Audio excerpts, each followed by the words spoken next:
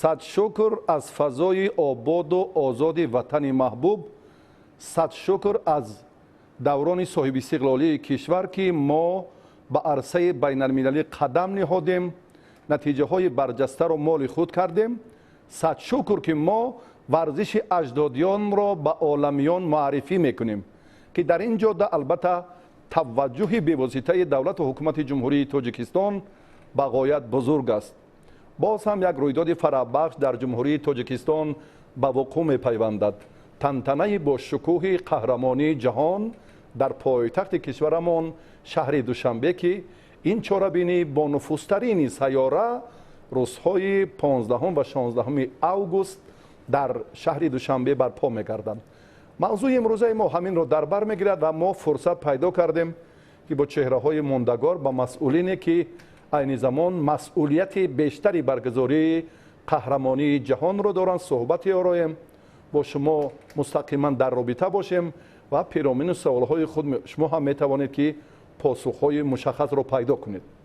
از طرف راستی من کاتب گنرالی فدراسیون گوشتنگیری تاجیکستان عبدالله سعید خواجه که شما رو خوش آمدید میگوییم و رهبر فیلیال فدراسیون بین المللی گوشتنگیری حلیم نبیزاده شما رو هم تشریفتون باعث خوشحالی ماست. و شخصی که امروز مسئولیت است باز هم بیشتر است در معرفی تیم ملی جمهوری تاجیکستان، این استاد دانشکده تربیت جسمانی تاجیکستان سرمربی منتخب گوشتنگیری مملکت خورشید عبیداللهیف که شما رو هم خیر مقدم میگوییم. و گفتیم باز هم هر فرصت و هر لحظه بیان میکنیم که با ابتکار به واسطه پیشوای محبوب ملت پرزیدنت جمهوری تاجیکستان محترم امامعلی رحمان، رئیس مجلس ملی مجلس عالی جمهوری تاجیکستان، رئیس شهر دوشنبه محترم رستم امامعلی، این آرمان‌های مردم تمدن آفر تاجیک قرن‌هایی که به گوشه نیستی بود عملی گردید. یعنی جهانی شوی گوشتنگیری را امروز هم در کشورهای قاره اروپا و آسیا و امریکا خیلی خوب پذیرایی میکنن و این بود که ما باز هم میزبانی دومین قهرمانی جهان رو به دوش گرفتیم.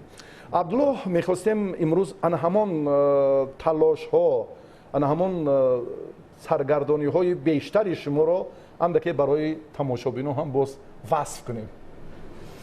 اولا سلام و درود خود را با کل بینندگان تلویزیون ورزش رسانیدنیم و گفتنیم که خوشبختانه دومین چمپیونات جهانی گوشتنگیری که میزبانش شهر دوشنبه ما باشد سنوای 15 16 اوگوست برگزار میگردد.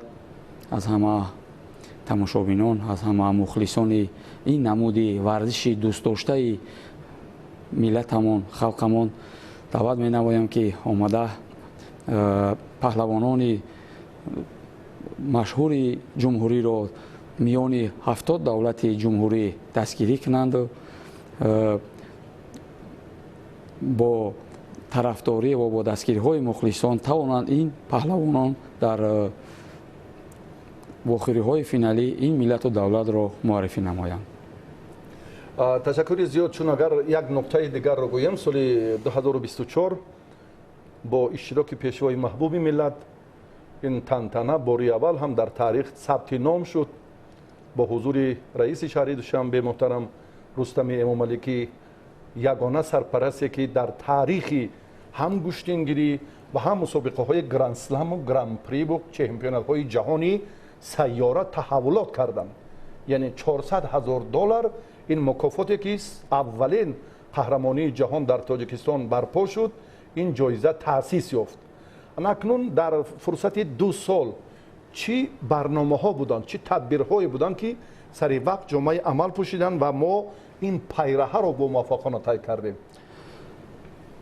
البته خیلی که ما میدونیم در عرصه بین المللی هر یک دولت، هر یک کشور برای بالا رفتن، برای با نفوذ گردیدن نمودی ورزشی ملیش سعی و کوشش میکند که نمود در عرصه بین المللی معرفی گردد. البته با دستگیری های حکومت جمهوری تاجیکستان، با دستگیری های همیشگی محترم رئیس شهر دوشنبه از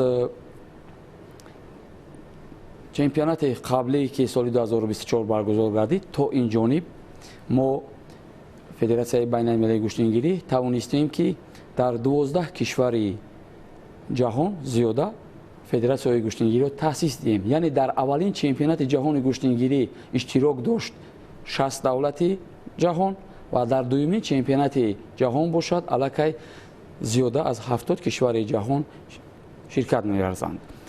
ҳамин тариқ федератсияи байналмилалии гӯштангирӣ дар тӯли 2 сол тавонист ки дар 12 кишвар чӣ дар давлатҳои осиё аврупо ва африко федератсияҳои гӯштангириро таъсис диҳад. аз ҷумла дар худи давлатҳои аврупо семинарҳои гӯштангирӣ оид ба мураббигӣ ва доварӣ баргузор гардид. дар худи давлатҳои осиё мусобиқаҳои сатҳи байналмилалӣ, мусобиқаҳои сатҳи ҷумҳурӣ дар ҳар яки онҳо федератсияи байналмилалии гӯштангирӣ иштирок карда таъмини доварон, таъмини сару либос ки муҳайё гашт.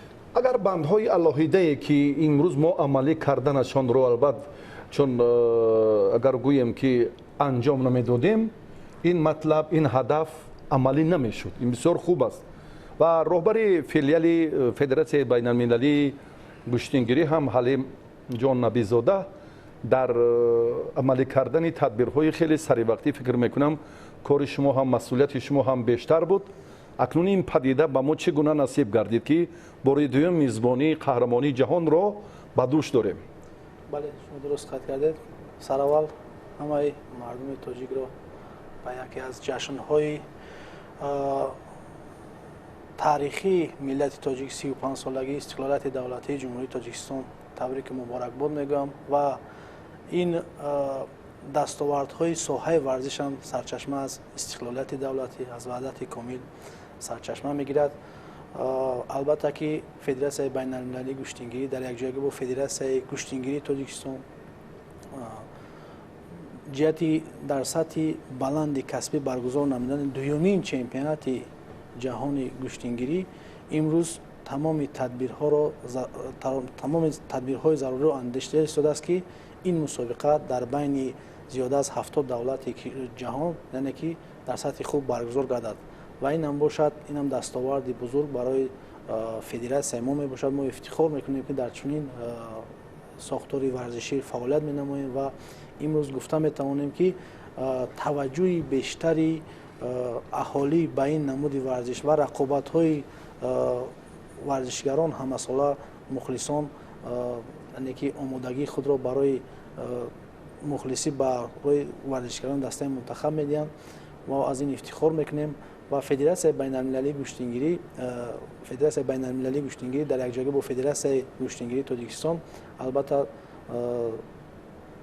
дар сохторҳои алоҳидаи худ нақшаву дурнамои худро дорад, чун ин намуди варзиши миллӣ мо албатта ки мо бояд ба дигар созмонҳои байналмилалӣ баровардан албатта давра ба давра ин намуди варзишро бояд ба ҷаҳониён муаррифӣ намоем ва бешубҳа гуфта метавонем ки ҳукумати мамлакат ҷиҳати рушди ин намуд албатта ки барои пешрафти ин намуди варзиш тамоми тадбирҳоро зарури андеша истодааст ки то ки мо тавонем ин намудро ба ҷаҳониён муаррифӣ намоем.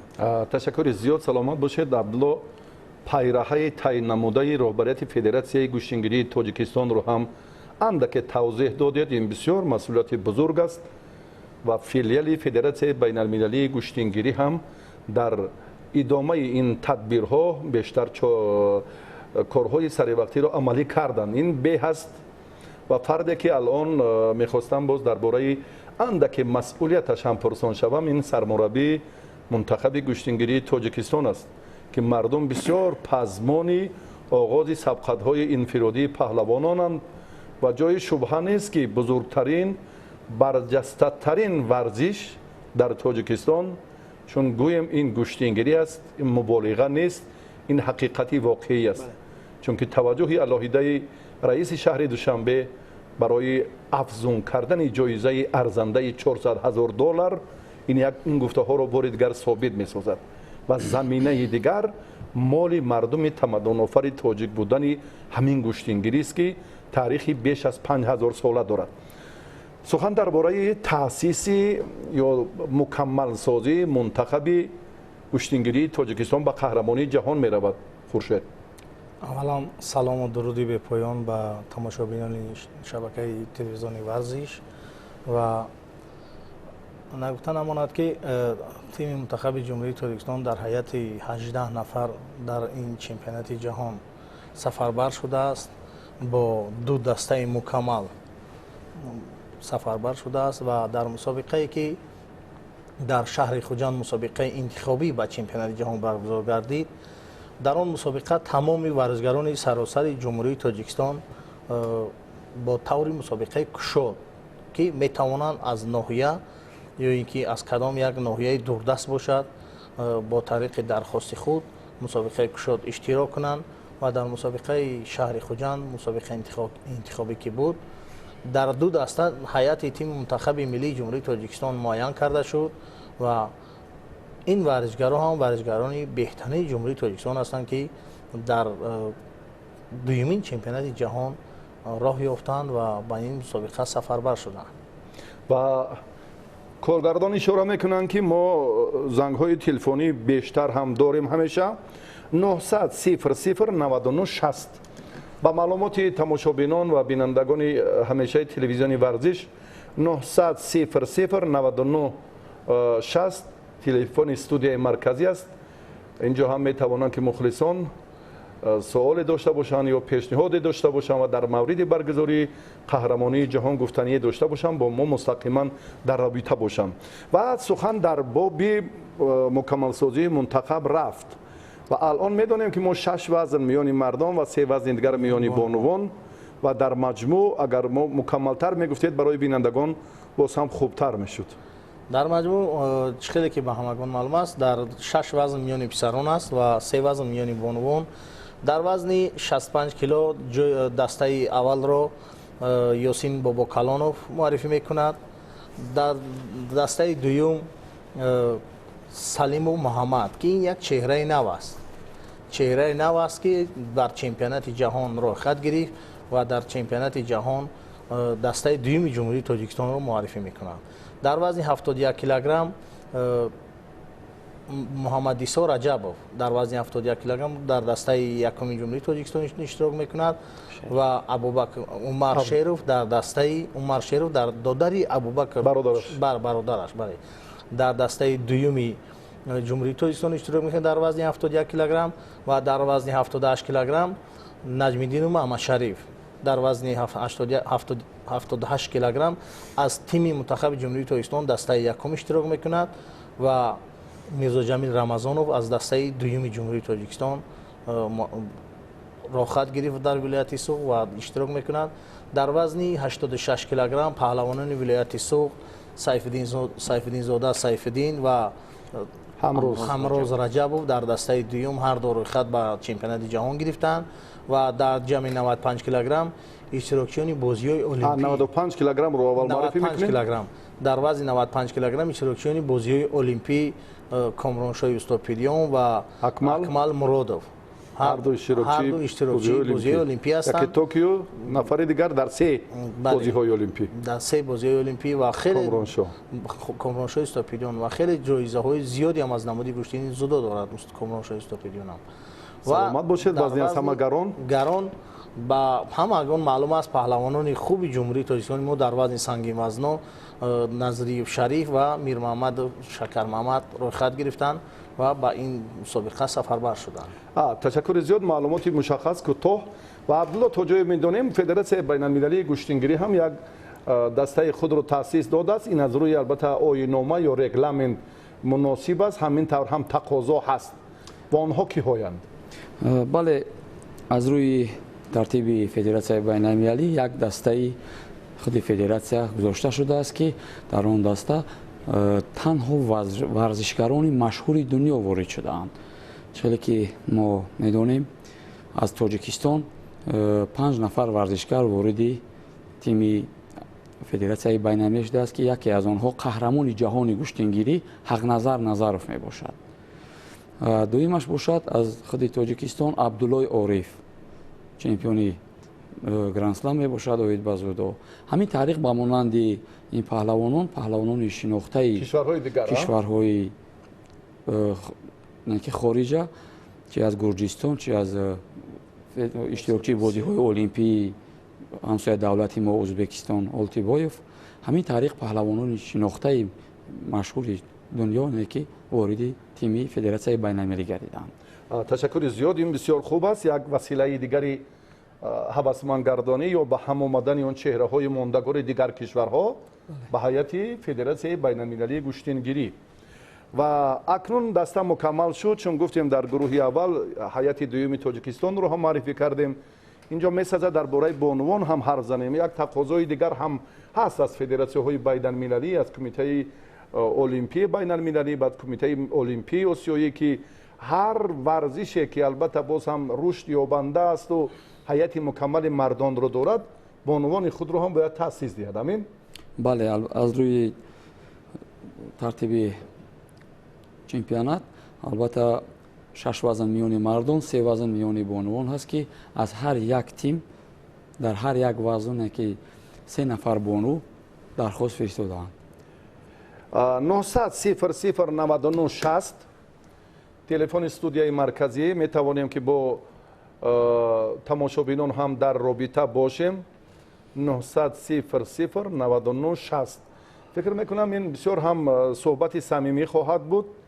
агар имкон пайдо шавад, зиёддин Сафаров, коргардони барномаи мустақими иртибот, бо мо онҳоро пайваст кунад. мо то ба фурсати дигар албатта боз ҳам гуфтаҳои бештар ҳам дорем. ҳалимҷон, рафти омодагӣ чӣ гуна буд? кор дар ин самт чӣ тағйирот ба вуҷуд овард ва алон фазо чӣ хел аст?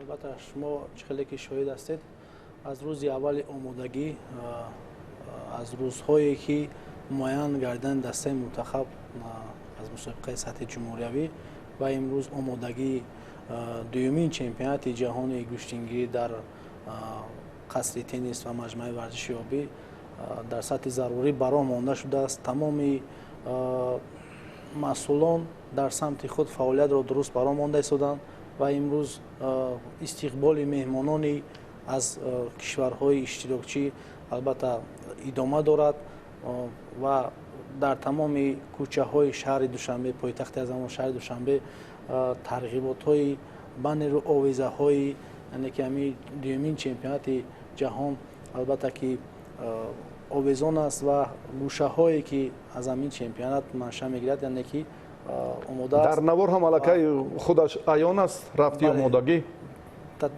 рафти омодагӣ ва тамоми самтҳои фаъолияте ки барои ин мусобиқа яъне ки муайян гардааст, тибқи нақша рафта истодааст. фикр мекунам ки ин мусобиқа нисбати мусобиқаи пешина бозам дар як сатҳи хуб, дар як сатҳи баландтар баргузор мегардад ва мо метавонем ба ҳамин восита Тоҷикистонро байни ин қадар давлатҳои иштирокчӣ муаррифӣ намоем.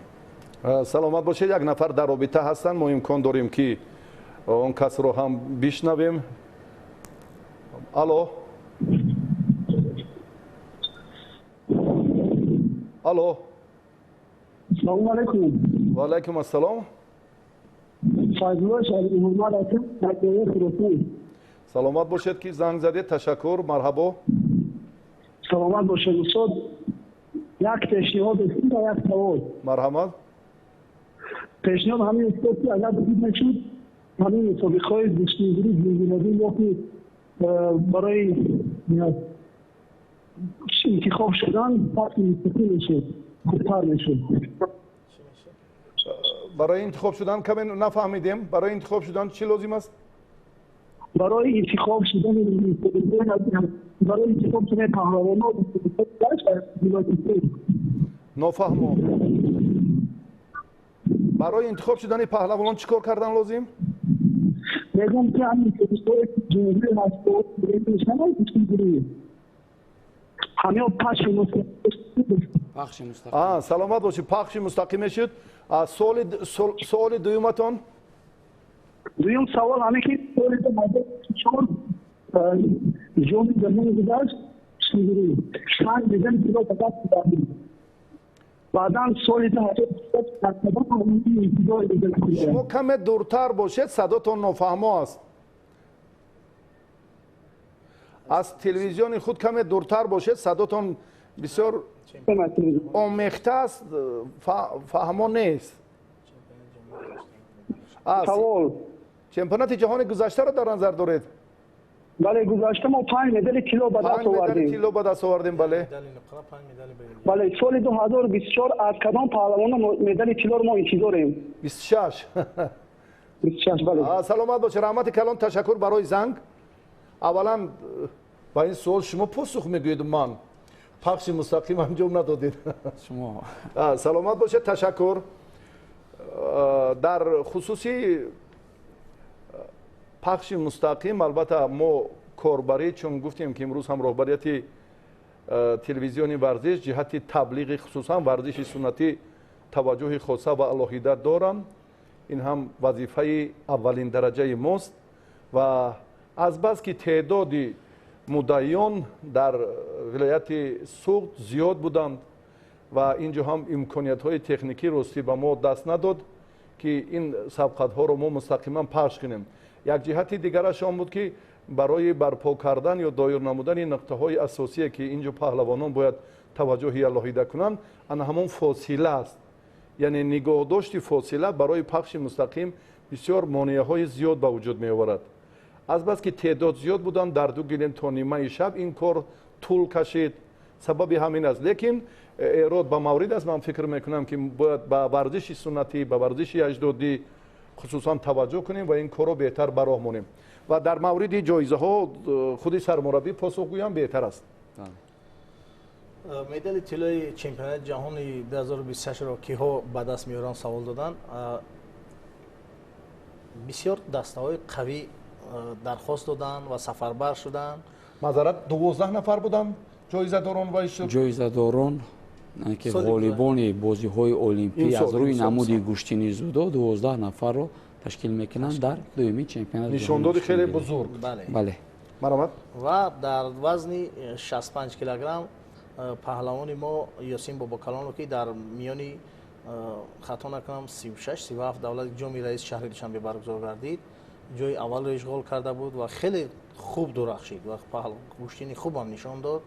و وزنگری دیگری ما محمد شریف نجمی‌دینوف در وزن 78 کیلوگرم او هم آزمایی خوب کرد و جای اول رو اشغال کرد. و وزن 71 در وزن 71 کیلوگرم در وزن 71 وای نداشتیم. نه شما من اینو در نظر دارم سال کنونی رو. این سال کنونی عبدالله عارف هم خوب است و شریف هم پهلوانی خوب است. پهلوانی که در وزن 71 کیلوگرم در مسابقه انتخابی غالب آمد، محمد عیسی رجب، او هم پهلوان خوب است. لیکن از سببی که عبدالله عارف مسابقه سطح بین المللی تجربه غنی دارد، امکانیت خوبتر دارد. سلامت باشید. می رویم به بزم بعدی. و شکر محمد میر محمد در وزن جمع 95 کیلوگرم، از اون هم انتظاری مدال طلا هستیم. 98 رو نگفتیم، زود به جمع گذاشتید. در 95 از سبب که از دسته فدراسیون بین المللی ورزشگران همسایه کشوری ما از جمهوری ازبکستان و فدراسیون روسیه و جمهوری اسلامی ایران که ورزشگران خوب سفربر شدن، در دوام قوازمایی معلوم میشود که کیها غالب میشوند. سلامت باشید. ما به همه پهلوانان موفقیت میخواهیم.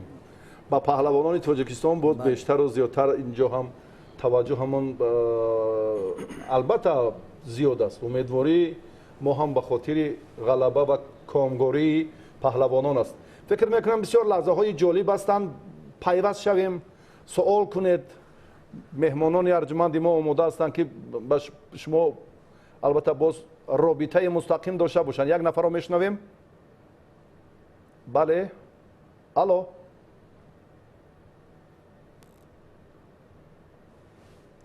الو. سلام. سلام علیکم. و علیکم السلام. شما بخیر، خودتون رو معرفی کنید. شامتون بخیر باشد. من از ناحیه مسجد شریف شرف. سلامت باشید. شرف کی زنگ زدید. مرحمت.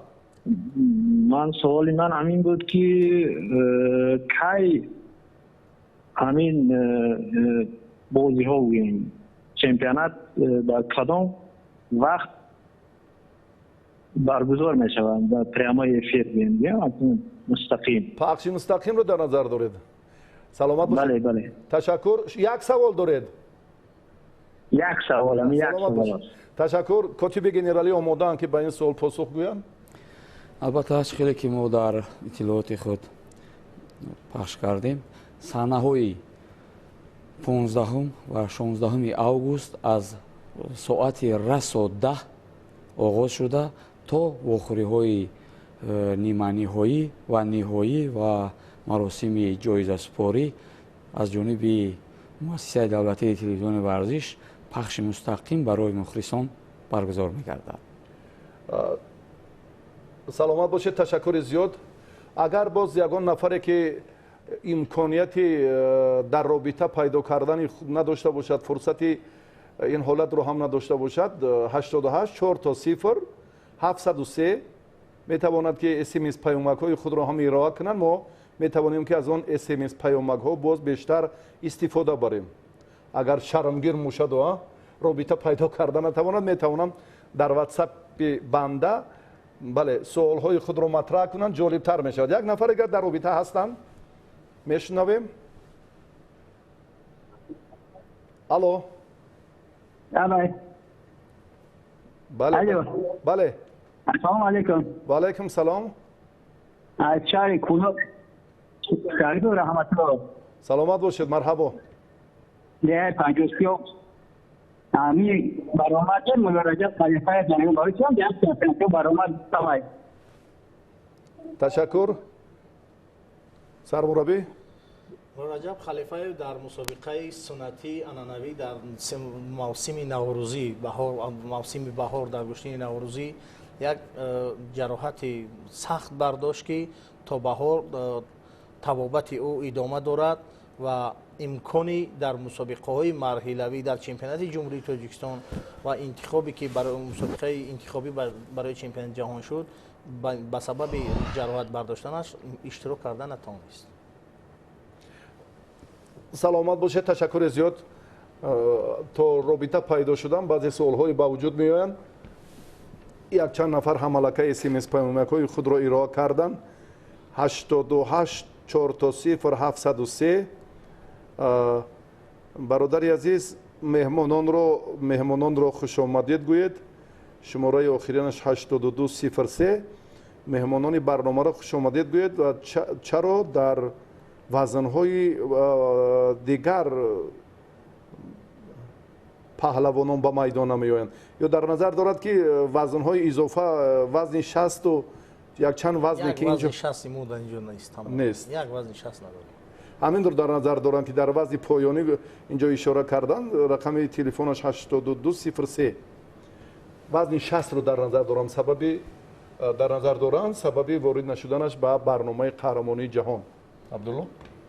البته از روی تقویم فدراسیون بین‌المللی گشتینگیری همون بودجه‌ای که جدا نموده است مخصوص برای 9 وزن. ما اگر وزن 60 وارد می‌کردیم مجبور بودیم از وزن بانوان یک تا کم می‌کردیم.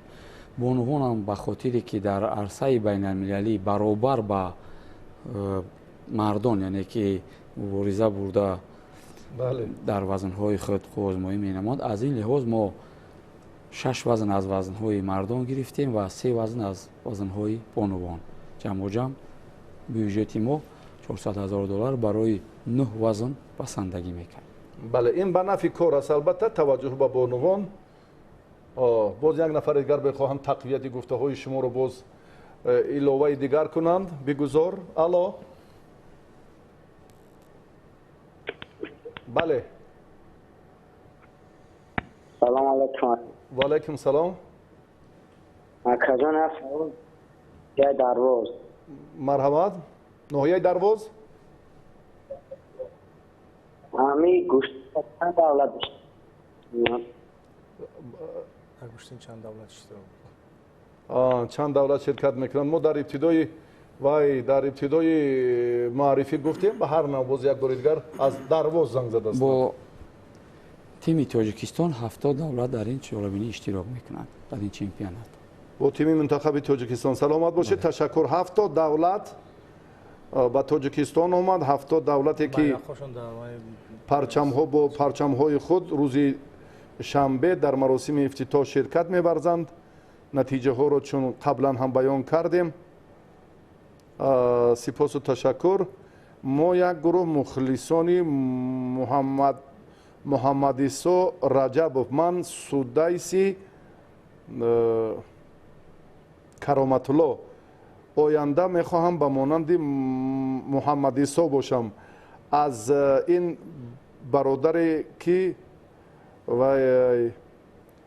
ایدئال من است شما چی توصیه گفته میتوانید؟ سودایسی کرامتالله یک سوال کردن. یک نورسی مکتب ورزشی پرویز صابیرов درباره محمدیسا رجبов یک سوال کردم. محمدیسا رجبов ایدئال او باشد مشق و تمرین رو زیاد کند با مانند محمدیسا رجبов در چهاربینی های جمهوریوی اشتراک کند و مقصد گذارد که من با نتیجه های او یا با بالاتر از نتیجه های او رو به دست بیارم، مشق و تمرین خود رو زیاد کند، حتما به مقصد خود میرسد. سلامت باشید. در قهرمانی جهان برای جای سوم مبارزه برد یا بعداً محمدیسا این سال پر بود یا در چمپیونات آسیا تحت روبری ناصر بازاربند اگر اشتباه نکنم در سبقت پهلوان قزاقستانی هم نتیجه 4-0 بود تا فرصت نهایی ثانیه های آخر سامبو بود. این افاده آن است که تجربه است در مسابقه های بلند چندان افزون است. گاه این یک نقش لاحیده خود رو هم می‌بازد. عبدالله بله از سبب که تجربه سطح بین المللیش کمتر است، انم در حالتی که 4-0 با غالبیت بعد از قریب که می آورد در یک مدت کوتاه امون از دست داد. انا سببش اشتباه خودش و انمو کمبودی هاش از حساب مسابقه های سطح بین المللی کم برآمد کردن بود. عمر شیروف فکر میکنم از تاجیکستان کم بیرون شده است یا عمر هم تجربهش قریب که به همین هم برابره با سطح بین المللی. جوان است، در حیات تیم جوانان جمهوری تاجیکستان گشتین میگیرد و 2000 تولد 2006 یا 7 اون جوان است. جوانترین اشتراکچی گویم اگر اشتباه نیست. دو سه نفر است در این چهاربینی و در آینده پهلوان خوب شده میتواند و خیلی که مشق و تمرین کرده ایستاده است، نگاه نکرده به جوانی خود در میان بزرگسالان کلانسالان در مسابقه انتخابی با آخرین نهایی برآمد، رویخط به چمپیونات جهان گرفت. مشق و تمرین خود را باز هم به چنین شکل ادامه دادن گیرد، میتواند در آینده یکی از چمپیون جهان، یکی از بازی‌های اشتراکی بازی‌های المپی آینده در نمود جودو باشد، میتواند که شود. سلامت باشید. یک نفر در رابطه بودن، کارگردان اشاره کردم، به فکرم هستند. اگر باشم پیوست کردن لازم، چون گفتیم. و علیکم السلام. اولا هم ملت تاجیک رو بانیم چهاربینی بزرگ تبریک میگم. 5 سالگی سلامت باشید. اول که نبودم با پیش من اول من نبود شادمان رضایف رو شرکت میکنم. شادمان رضایف رو در نظر دارم. نه، شادمان رضایف از سبب که در حیات تیم منتخب گشتین جودو آمادگی با گراند اسلام و در پیش بازی‌های آسیایی است، آمادگی دیده ایستاده است، او شرکت نمی‌کند در این مسابقه دومین چمپیونات جهان. سلامت باشید. یک نفر هم رقم تلفنش 1551 باز یک اشاره دیگر کردن. از پهلوانان حصار حق نظر را گفتیم، این نکته خیلی مهم هست، اما عمر رسولوف نیست. چرا؟ عمر رسولوف در مسابقه انتخابی در شهر خوجند ماه ایول در شهر خوجند مسابقه انتخابی برگزار گردید. عمر رسولوف از جانب همراز رجبov که در آخرین نیمه نهایی умар расулро мағлуб кард ва ба ин мусобиқа рӯйхат гирифт. мағлуб шуд ва имкон наёфт ки дар мусобиқа рӯйхат ба мусобиқаи чемпионати ҷаҳон гирад. пурқувватон бисёр буданд. акнун чандин нафарро метавон имрӯз ҳам бале баён кард ё маърифӣ кард ки онҳо натавонистанд ба ин марҳила роҳ ёбанд. як нафар дигар дар робита ҳастанд. алло. алло. бале. салому алайкум. ва алайкум салом. ман аз шаҳри хуҷанд занг задосиам. дар барои иштирокчиёни бонувон чанд нафар иштирок мекунанд ва чӣ хеле тайёришон барои чемпионат дар барои ҳамин ман мешунда будам. саломат бошед. бисёр суоле ба маврид додед. саломат бошед. аз ҷумҳурии тоҷикистон дар 6 нафар дар дастаи 3 нафар дар дастаи якум ва 3 нафар дар дастаи дуюм мукаммал дар ду даста мукаммал ҳастем мунтахаби ҷумҳурии тоҷикистон. 6 нафар бонувон дар 3 вазн 2 нафарӣ ҳастанд ва худи ҳозир ман бо онҳо дар машқҳои дастаҷамӣ ки дар донишгоҳи тарбияи исмонӣ толори донишгоҳи тарбияи исмонӣ баргузор гардид ва дар вохӯрӣ ба онҳо баргузор гардид. онҳо хеле омодагӣ хуб дида истоданд. бародари хуҷандшаҳрам гуфтанд ки инҳо киҳоянд? инҳо дар вазни 57 килограмм шоҳида қаландарова ки дар шаҳри хуҷанд ғолибият ба даст овард, ҷои аввалро ишғол кард ва ҷонона назарова дар вазни 57 килограмм дастаи дуюмро муаррифӣ мекунад ва дар вазни 70 килограмм эрматова шаҳло аз шаҳри хуҷанд дастаи якуми ҷумҳурии тоҷикистонро муаррифӣ мекунад ва сафарова миҷгона аз шаҳри кӯлоб дастаи дуюми ҷумҳурии тоҷикистонро муаррифӣ мекунад ва дар вазни ҷамъи 78 килограмм асламова мавлуда дастаи якуми ҷумҳурии тоҷикистонро муаррифӣ мекунад ва дастаи ҷумҳурии тоҷикистонро дастаи дуюми ҷумҳурии тоҷикистонро гулова гулафзо аз ноҳияи файзобод ки дар ин мусобиқа рӯйхат гирифтааст муаррифӣ мекунад. 900 00 99 60 ин телефони студияи марказӣ бо мо дар робита бошед, ба суолҳои худ посух гиред.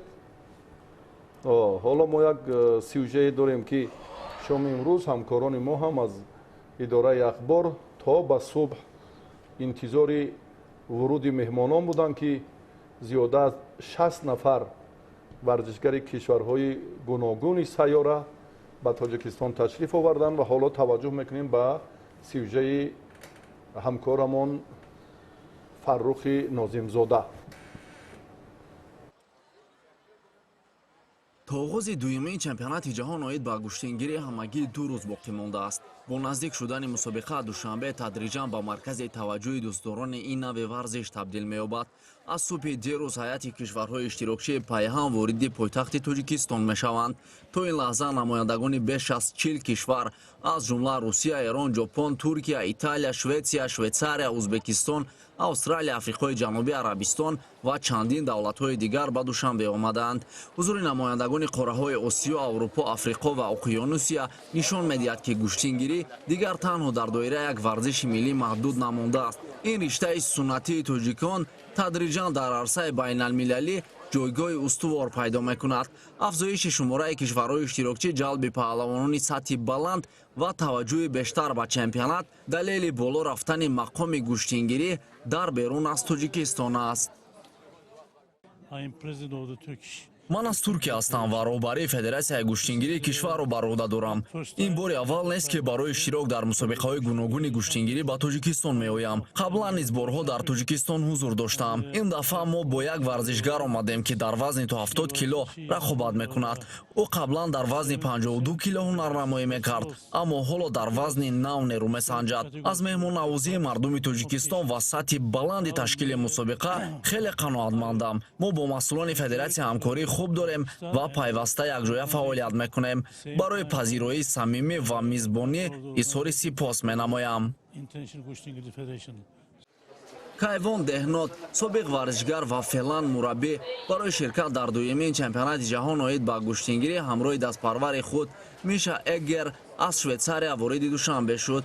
ӯ аз он изҳори хушҳолӣ мекунад ки гӯштингирӣ ҳамчун яке аз навъҳои миллии варзиши Тоҷикистон имрӯз аз марзҳои кишвар берун рафта паҳлавонони давлатҳои гуногунро дар душанбе гирди ҳам меорад. ба андешаи ӯ иштироки шогирдаш дар ин мусобиқа танҳо мубориза барои натиҷа нест, ин ҳамзамон имкони санҷиши маҳорат дар баробари рақибони пурқувват, андӯхтани таҷрибаи байналмилалӣ ва аз наздик ошно шудан бо мактаби паҳлавонии Тоҷикистон мебошад. از طرف تیم سوئیس اومدیم. البته من افتخار میکنم که اصلیت من ایرانی فارسی زبان هستم، ولی خب مدت‌های زیاد 40-50 سال سوئیس هستم، ولی اصالت خودم از دست ندادم. همونجوری رئیس جمهور مهربان شما همیشه میگه ریشه خودتون رو داشته باشید، این افتخار ماست. این شاگرد من هم سوئیسی است، قهرمان جهان 5 تا مقام جهانی داره که از سنین پایین بوده و ما افتخار میکنیم که در جام قهرمانی جهانی کشتیگری رشته شما اومدیم تاجیکستان مهمان شما باشیم. барои ман аввалин рақобат дар ин нави гӯштингирӣ аст. ман аз ҷудо омадам ва кӯшиш мекунам тамоми маҳорати худро нишон диҳам. аз як рақобат ба рақобати дигар пеш меравам ва талош мекунам то ҳадди имкон ҳарифони худро мағлуб созам. ташрифи ҳайатҳои хориҷӣ то 14 август идома хоҳад кард. бо ворид шудани ҳар як мунтахаби нав фазои чемпионат дар пойтахт бештар эҳсос мешавад ва душанбе барои 2 рӯз пур аз рақобатҳои сатҳи ҷаҳонӣ омода мегардад. дуюмин чемпионати ҷаҳон оид ба гӯштингирӣ рӯзҳои 15 ва 16 август дар шаҳри душанбе доир мегардад. мусобиқа дар остонаи ҷашни муқаддаси 35-солагии истиқлолияти давлатии ҷумҳурии Тоҷикистон доир гардида, интизор меравад ки дар он варзишгарони беш аз 70 кишвари ҷаҳон иштирок намояд. фонди умумии ҷоизавии чемпионат $400,000 иёлоти муттаҳидаи амрикоро ташкил медиҳад. барои паҳлавонони тоҷик бошад рақобат дар назди мухлисони худ ҳам бартарӣ ва ҳам масъулияти бузург аст.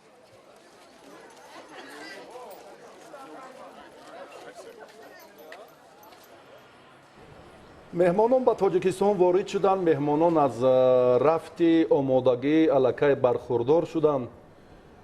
нимаи дуюми рӯз мо бо чанд нафар аз меҳмонон ҳамсӯҳбат шудем. дар нишасти матбуотӣ пеш аз қаҳрамонии ҷаҳон ҳамкасбони мо аз кишвари эрон бисёр суолу пешниҳодҳои мушаххас ва боз ҳам дар мавриди ҷаҳонӣ шудани гӯштингирӣ бисёр ҳам ибрози назар ва андешаҳои ҷолиб ҳам баён доштанд. аз қатар, аз як шабакаи барҷастае ки боз ҳам ба Тоҷикистон омаданд ва имрӯзсол нисбат ба солҳои пешин дар самти кор бо васоити ахбори омма пешравӣ хеле хуб буд. аз радиоҳои Тоҷикистон, аз шабакаҳои дигари телевизионӣ худи маҳаллӣ намояндагони васоити ахбори омма хеле зиёд буданд. яъне рушд ёфтани боз ҳам самти таблиғи варзиши суннатӣ дар шабакаҳои давлатӣ ва сомонаҳои иҷтимоӣ боз ҳам бештару зиёдтар гардид. аз швейтсария, ин сармураббии мунтахаби швейтсария ки мардуми эрон буданд, бисёр ҳам бо валамат, бо муҳаббат, бо як садоқати барҷаста аз ватандории мо сухан карданд ки ин нуқтаҳо ҳам бисёр мояи ифтихор аст. ман баростӣ аз таваҷҷуҳи пешвои муаззами миллат дар самти ҷаҳонӣ кардани ҳам наврӯзу ҳам гӯштингирӣ анъанаҳои суннатии мо бисёр мароқиб бештар зоҳир карданд. хушҳол аз он шуданд ки он чизеро ки интизор набуданд инҷо аз он беш ва зиёдтар буд. яъне варзиш ин сарҳад надорад, ин василаест ки боз ватани моро маърифӣ мекунад, василаест ки ҳам фарҳангу тамаддуну урфу одату анъаноти суннатии моро боз ҳам ба оламиён дигарбора маърифӣ мекунад.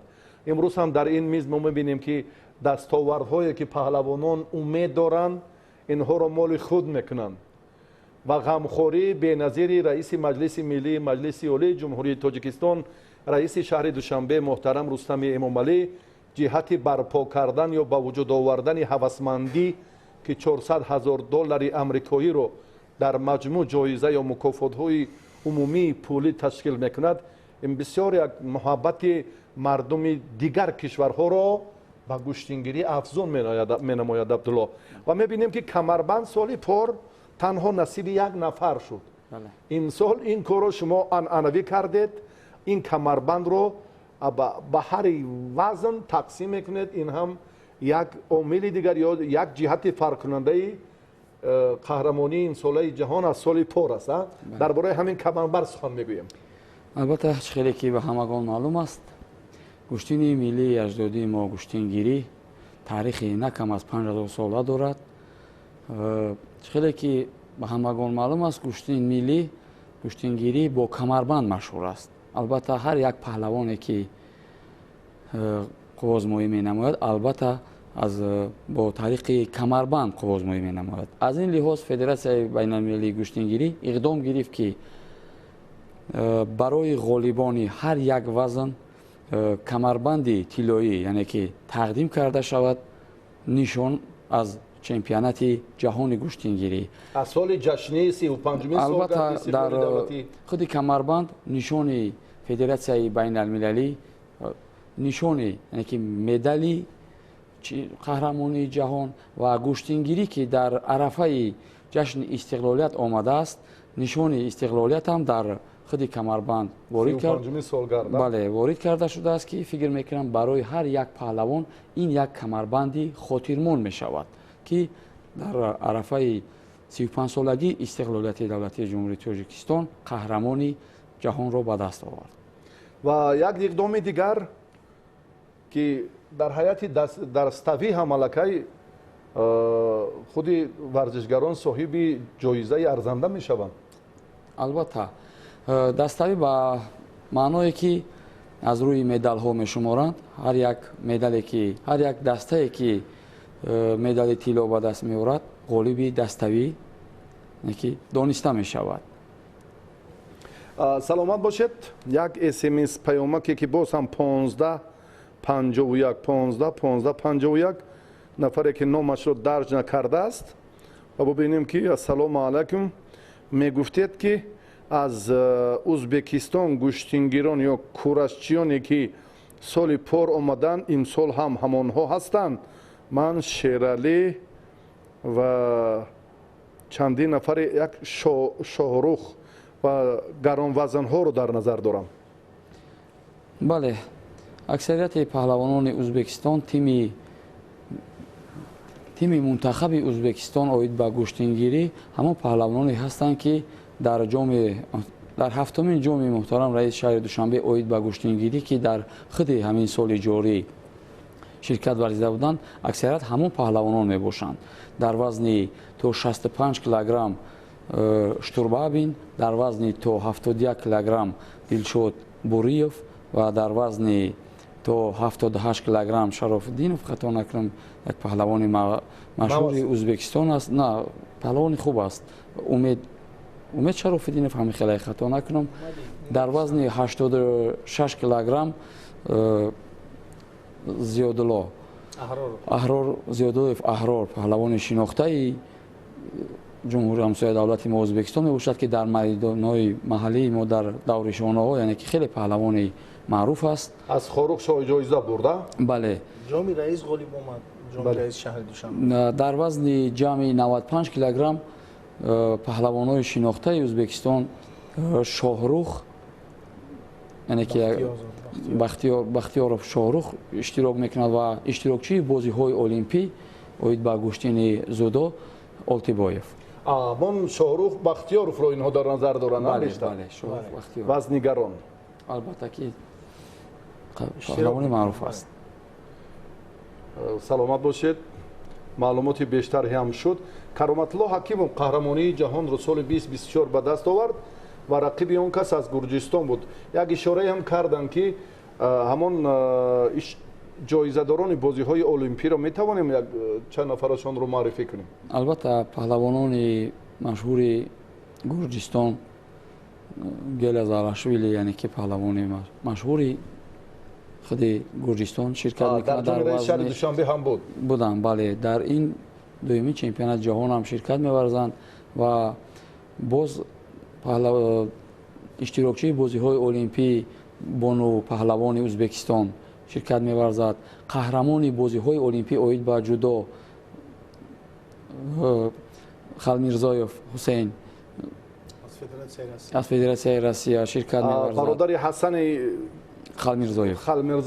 بله. ба ҳамин тариқ ду паҳлавони тоҷикистон ки иштирокчии бозиҳои олимпӣ мебошад, Комроншоҳи Устопирён ва Акмалдин Муродов, ба ҳамин монанд зиёд аз паҳлавононе ки иштирокчии бозиҳои олимпӣ, қаҳрамони ҷаҳони ҷудо, қаҳрамони ҷудои қаҳрамони намуди самбо ва қаҳрамонони ҷаҳони кураш хеле дида мешавад дар ин дуюмин чемпионати ҷаҳони куштингирӣ. саломат бошед. Сайдеҳсон Лоиқов ако аз Рашт як смс паёмак ирсол кардан дар хусуси кори доварӣ мо муваффақ ҳастем, яъне теъдоди доварон хеле зиёд аст. дар ин ду рӯз чиро аз кори доварон яъне интизорем? дар ҳамин самт кор чӣ гуна аст? яъне албатта Федератсияи байналмилалии гӯштингирӣ тӯли 2 сол дар давлатҳои хориҷа барои омода намудани доварони сатҳи байналмилалӣ семинарҳои доварӣ баргузор намуд ки айни замон дар ин чорабинӣ, дар ин чемпионати ҷаҳон 20 нафар довари дараҷаи байналмилалӣ аз хориҷи кишвар даъват шудаанд. Аз худи Тоҷикистон бошад 6 нафар довари дараҷаи байналмилалӣ роҳхат барои доварӣ дар дуюми чемпионати ҷаҳонро дороанд.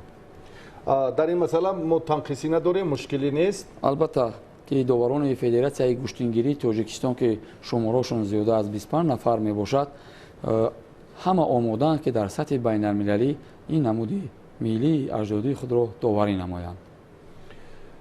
як нуқтае ки боиси ифтихори тамоми мардуми Тоҷикистон аст, тамоми он нафароне ки муҳаббат ба ватану меҳану миллат доранд.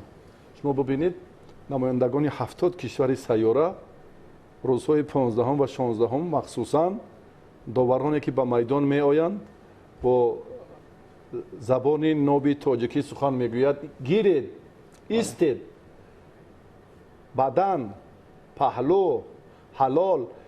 акнун таблиғи ин вожаҳо як бори дигар маҳбубияти ватана, як бори дигар самимияти ҳамин гӯштингириро ҳам воқеан ба оламиён дигарбора маърифӣ мекунад.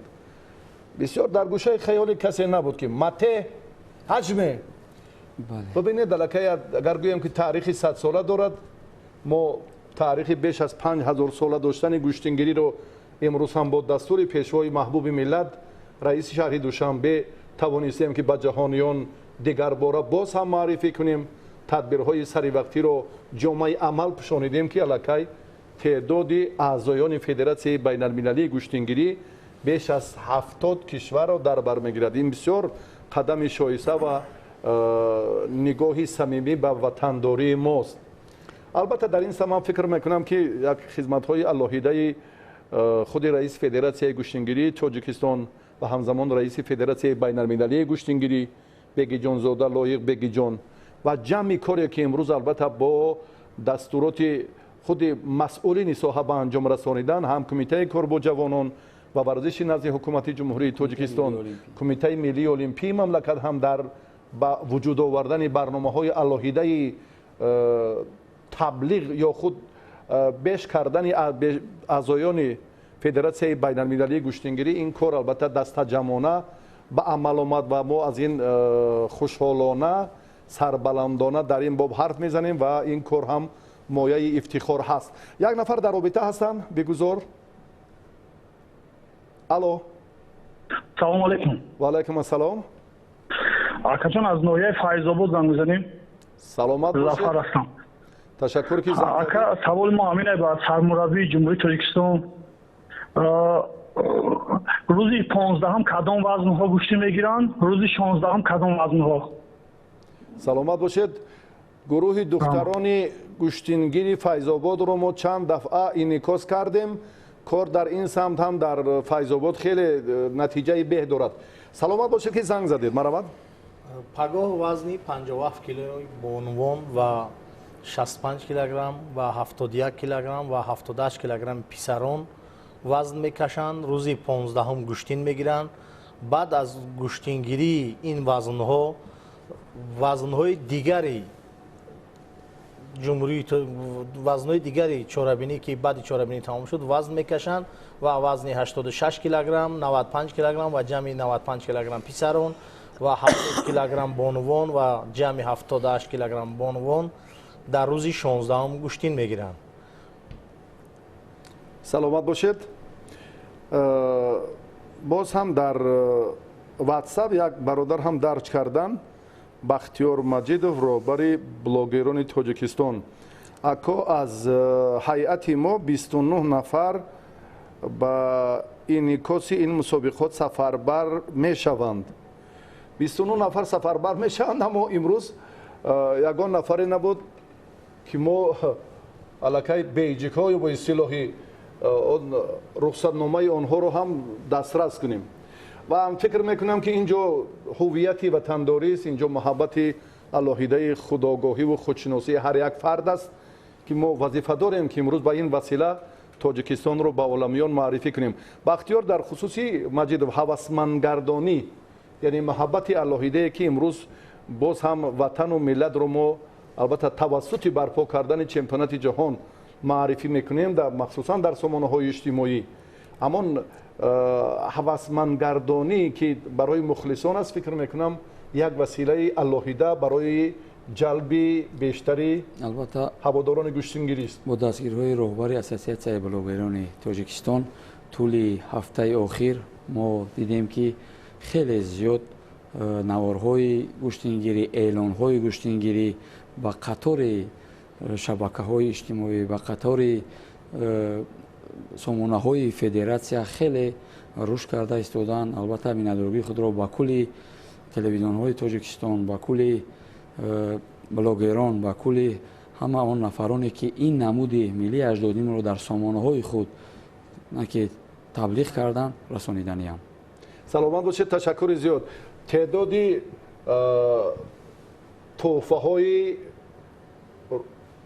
آخرین روزهایی که برپا میشوند بعد از مراسم جایزه سپاری امسال زیاد شد.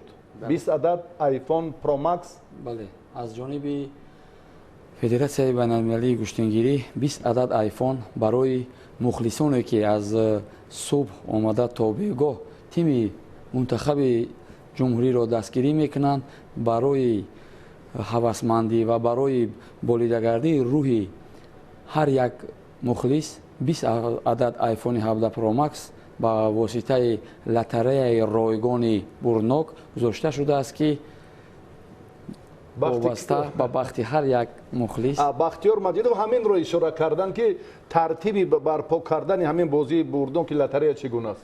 البته دسترسی بلیط ها وقتی که از کلبه لاتاری ها ما لاتاری رو به دو قسم کرده، با مخلص و شماره دیگرش رو با خودی لاتادرون که وارد میکنیم، از هر یک غالب وزنی غالبانی وزنهای خیش، یعنی که در روز اول از خود سفره زفر، بله سفره زفر آمده از داخل لاتادرون همون لاتاری را گرفته شمارهش رو با خود مخلصان خودش میگوید اعلان میکند.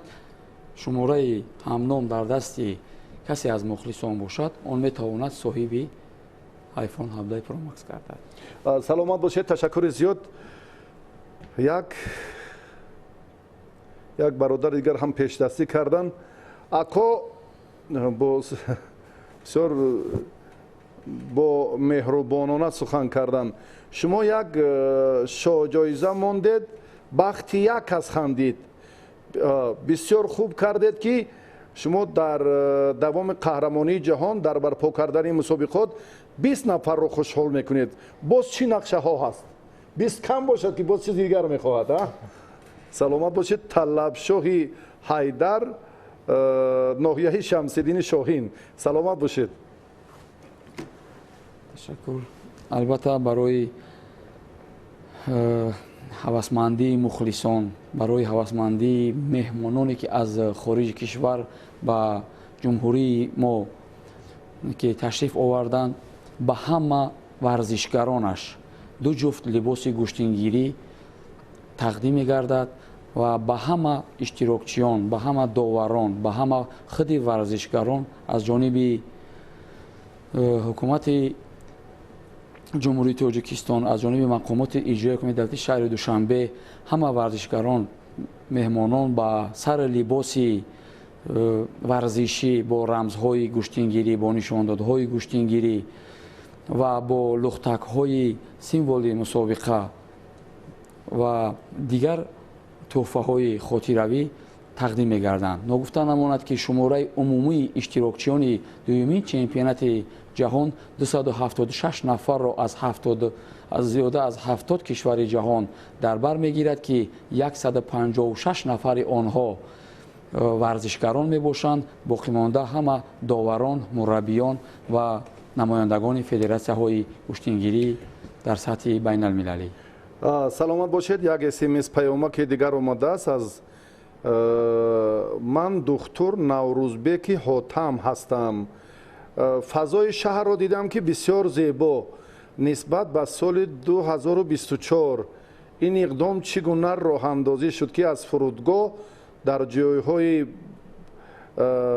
تاریخی در موضعهای فرهنگی این بسیار شعار و آویزه های زیاد نصب شد؟ البته طول یک ماه می شود که فدراسیای گوشتینگیری تاجیکستان با ساختارهای مقامات اجرایی حکومت دولتی شهر دوشنبه طبق قرار در داخل شهر در همه گوشه و کنار شهر یعنی که برای تبلیغ این نمود ملیمون نشانه ها و رمزهای این مسابقه را آویزان نموده برای جلب مخلصان و برای رشد گوشتینگیری در هم داخل جمهوری و بیرون از جمهوری نصب کردند. سلامت باشید. از کارگردان خواهش میکنیم که همین منظره ها را، همین لحظه ها رو زیبا را یک بار دیگر منظور کنند. از فرودگاه بین المللی در گلگشت و خیابان های شهر دوشنبه، در جای های تاریخی، در مکان برگزاری و عموما در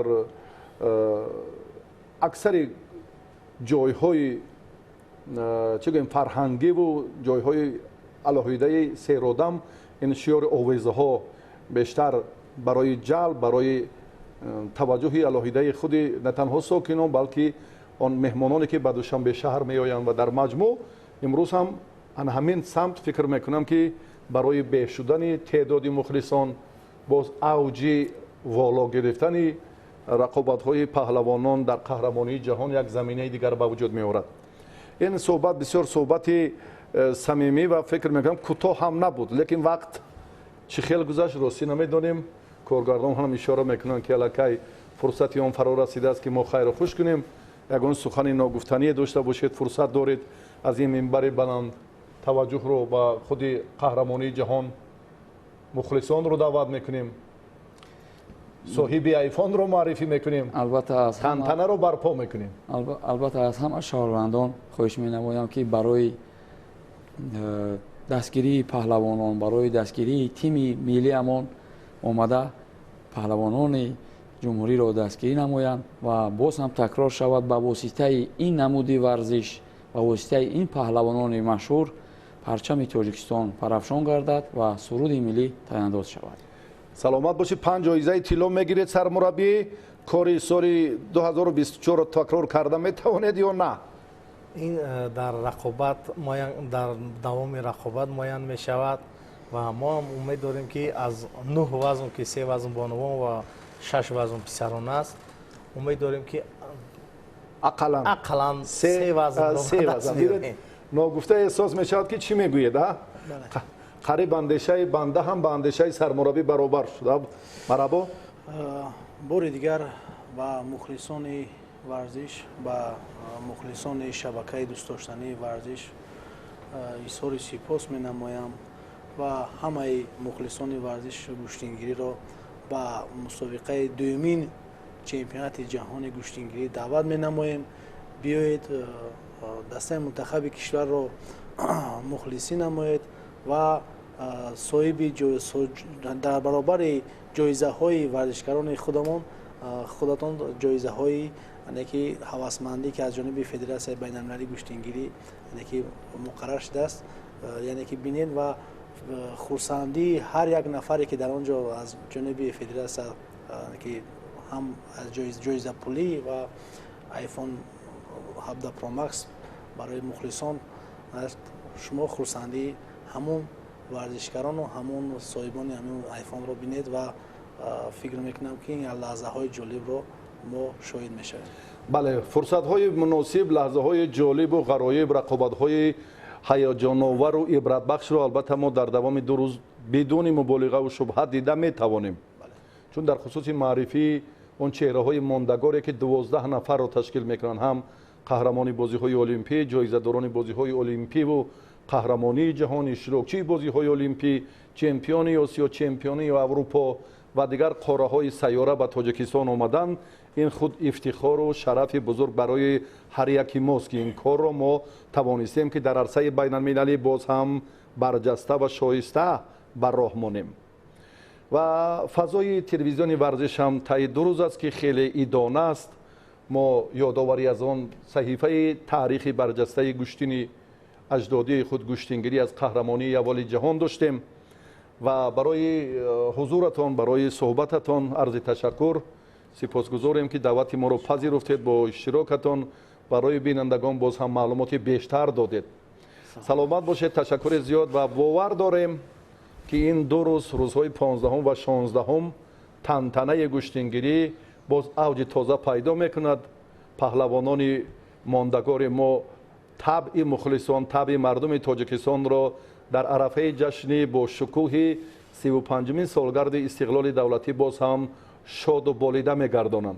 بعد چند فرصتی که برنامه ما به انجام میرسد، البته همکاران ما یک فشرده رقابت های جالب قهرمانی جهان را در وزن تا 65 کیلوگرم اینجا هم روی افیر برآوردند که با اشتراک پیشوای معظم ملت پرزیدنت جمهوری تاجیکستان محترم امامعلی رحمان و رئیس مجلس ملی مجلس عالی جمهوری تاجیکستان رئیس شهر دوشنبه محترم رستم امامعلی اینجا هم روی دست گرفته شدین. وسیله معرفی وطن و میهن و ملت، وسیله که ما رو در میان کشورهای سیاره دیگر باره شناسند و اعتراف کنند. به خاطر پرافشانی پرچم در این 2 روز تاریخی اینجا هم برنامه رو به انجام میرسانیم. به شما شب خوش، کامگاری و مظفریت زندگی را پیوسته براتان تمنا داریم.